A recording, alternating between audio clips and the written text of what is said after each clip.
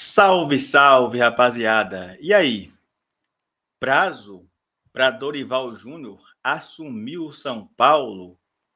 E essa história que Dorival pediu 3 milhões de reais por mês para treinar o São Paulo? Bora falar sobre isso aí. Pablo Maia também, né? Tem boas expectativas aí do São Paulo. Bora falar que o São Paulo pode perder aí o terreno do CT da Barra Funda, tá bom? Por um erro da prefeitura. Beleza? Bora falar sobre Zubeldia, pressão e muito mais a partir de agora. Claro, eu convido você a se inscrever aí no canal, tá bom? É muito importante que você se inscreva no canal, que você deixe o seu like e também que você ative aí o sininho das notificações para não perder nenhum conteúdo aqui do canal, beleza? Então é isso, bora para cima, bora começar aqui a falar sobre Zubeldia. Zubeldia que vive aí um clima de pressão no São Paulo e não é por menos, né? O trabalho do Zubeldia não evolui e nem vai evoluir, tá? Infelizmente, eu tenho que dizer isso. É um trabalho que não vai evoluir. Dia 20 agora, domingo de Páscoa, completa um ano de Zubeldia no São Paulo. Um ano. E o que o Zubeldia tem deixado de legado no São Paulo até aqui? Na minha opinião, nada. Na minha opinião, nada. O São Paulo, a cada jogo que passa, é um time pior.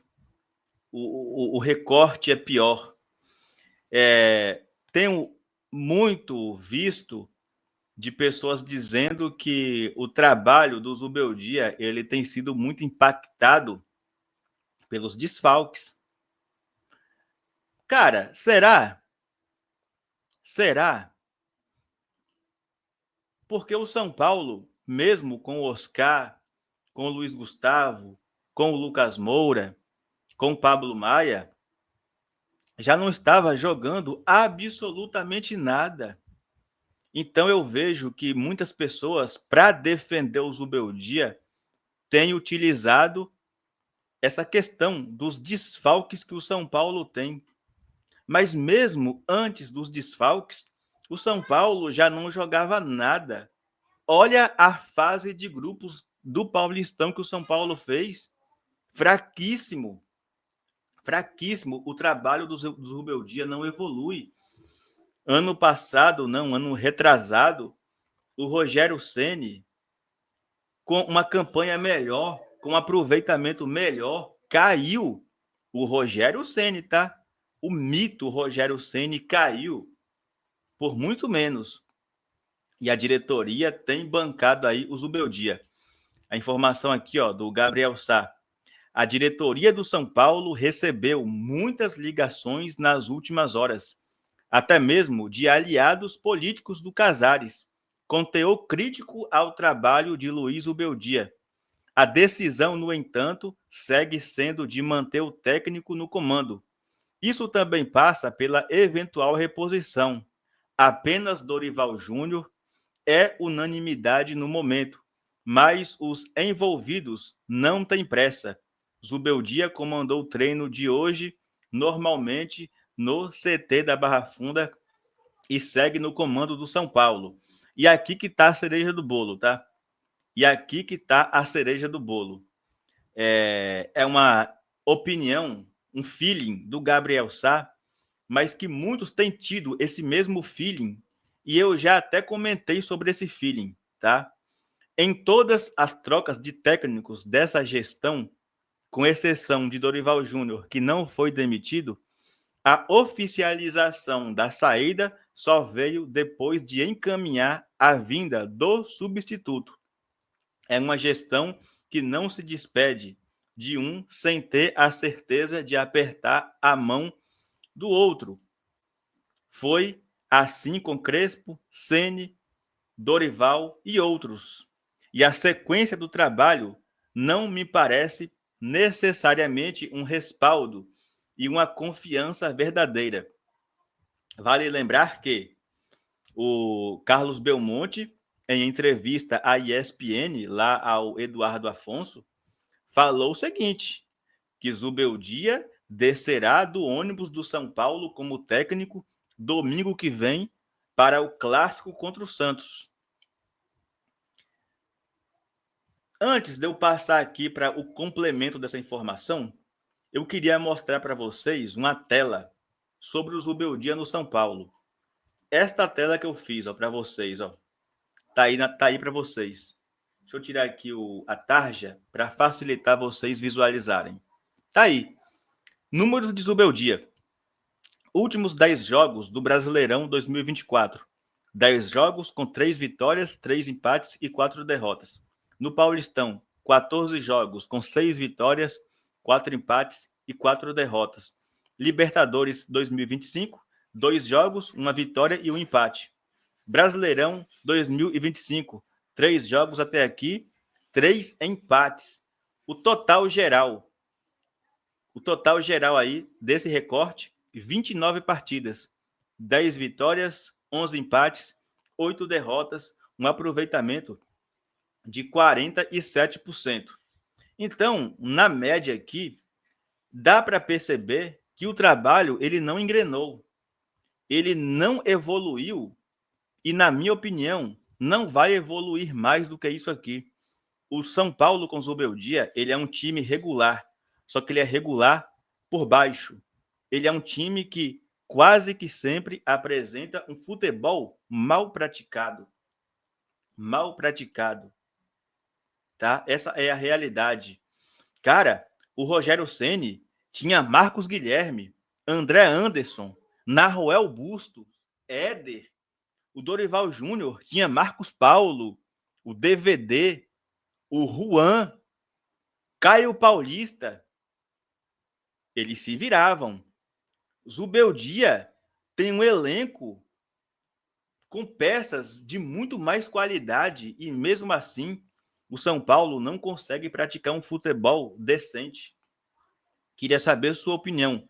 Você ainda vê futuro nesse trabalho do Zubeldia? Agora aqui que eu queria passar para vocês uma informação. Por que será que o Carlos Belmonte tem bancado o Zubeldia pelo menos até domingo, que é quando o São Paulo recebe o Santos no Morumbi pelo Brasileirão? Informação é de que Dorival deixou claro para cartolas brasileiros que só vai escutar propostas a partir da próxima semana, após a Páscoa. E domingo que vem é domingo de Páscoa. A ideia de Dorival é não começar um novo trabalho antes da Páscoa, no dia 20 agora. Então, teria Dorival Júnior prazo para assumir o São Paulo após a Páscoa? Essa é a leitura que muitos têm feito, tá? Esta é a leitura que muitos têm feito,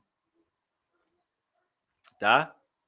E, inclusive, também tem aquela informação que o Dorival havia pedido 3 milhões de reais ao São Paulo. Ora, o Dorival ganhava no São Paulo 1 milhão e 300 mil reais por mês. O Dorival, com a comissão técnica, esse valor era elevado para cerca de 1 milhão e 800.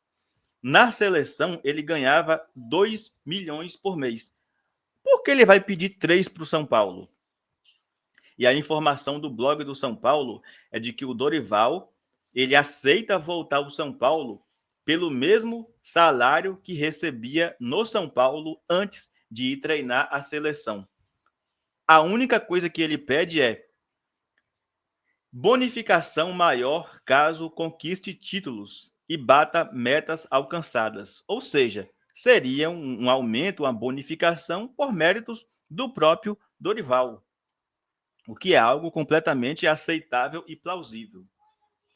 Queria saber sua opinião, tá? Santos demitiu Caixinha, consultou o Dorival não quis ouvir. Então, assim, são muitos os indicativos, muitos, de que o Dorival, de fato, tem tudo para ser o próximo técnico do São Paulo. São muitos os indicativos de que Dorival Júnior seja, de fato, o próximo técnico do São Paulo Futebol Clube. E eu já quero saber aí a opinião de vocês sobre Dorival Júnior, tá? Sobre a possível e iminente chegada de Dorival Júnior ao São Paulo. E, caso o Dorival Júnior não chegue, temos nomes correndo por fora, como Hernan Crespo e também o Fernando Diniz. Esse aí, pelo amor de Deus, né? Diniz, eu não estou preparado para ver Fernando Diniz no São Paulo. Queria saber aí a opinião de vocês. Uma informação aqui rapidinho, mais importante.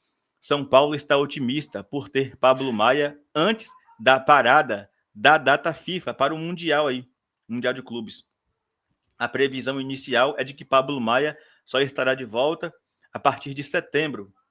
Mas, como o jogador tem surpreendido na recuperação, inclusive já iniciou corridas no gramado, né? Já faz transição para o gramado aí, para questões de bola.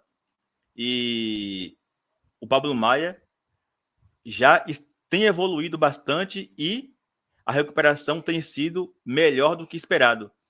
E o São Paulo já está otimista para ter o jogador aí para fazer a transição em junho, meado de junho para meado de julho, que é quando o futebol para o Super Mundial de Clube. Então, isso é uma informação também aí muito, mas muito importante mesmo, tá? Em relação aqui ao jogo que o São Paulo empatou com o Cruzeiro ontem, tivemos ali o Rian Francisco atuando por 13 minutos. E os 13 minutos do Rian Francisco foram suficientes para causar aí bastante otimismo no torcedor. Tá? E o Rian Francisco, ele estava sendo observado de perto no Morumbis, informação do Eduardo Afonso, tá? Representantes de 3 clubes franceses estavam no Morumbis para verem ali o desempenho do Rian Francisco. PSG, Olympique de Marseille e Montpellier estiveram em um camarote do Morumbis para acompanhar o Rian Francisco jogando. E o Rian Francisco entrou, fez a sua fumaça, partiu para cima. O moleque está com sede de bola, está com vontade de jogar. Partiu para cima, drible, provocou 2 cartões amarelos. Então, muito importante aí a entrada do Rian Francisco, o que mostra, né, que ainda mais com as péssimas fases dos atacantes do São Paulo, principalmente o Caleri, é um crime não dar mais chances ao Rian Francisco. Queria saber aí sua opinião também sobre o Rian Francisco, tá? E para aqui fechar o nosso vídeo, bora falar sobre um tema aqui que surgiu aí durante a semana, que é sobre o São Paulo ter a possibilidade de perder aí o terreno onde está o CT da Barra Funda. Para quem não sabe, os terrenos onde estão aí o CT do São Paulo e o CT do Palmeiras são terrenos da prefeitura, e o São Paulo e o Palmeiras trabalham em cima de concessões. A prefeitura cede esses terrenos aos clubes em troca de contrapartidas, né? Inclusive, a cessão desses terrenos, elas foram renovadas no final de 2021, tanto de São Paulo quanto de Palmeiras, por mais uma porrada de ano. Tá? A questão aqui são as contrapartidas que o São Paulo fez o acordo com a prefeitura e não cumpriu. E eu vou aqui passar para vocês a matéria, que é o seguinte, ó. Ministério Público de São Paulo acionou a justiça em março, cobrando do São Paulo valores que podem chegar a 117 milhões, pelo que considera uso indevido do terreno do CT da Barra Funda.